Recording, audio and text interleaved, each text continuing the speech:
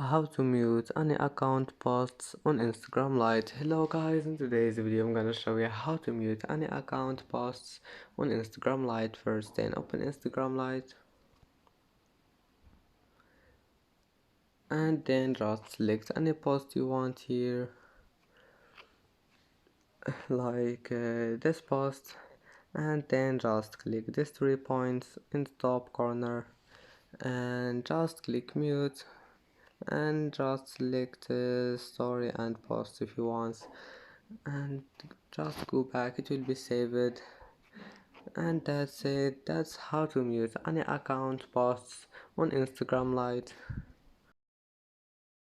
And that's it for today's video. If you like this video, don't forget like and don't forget subscribe, and thank you for watching this video until the end, and see you in the next video.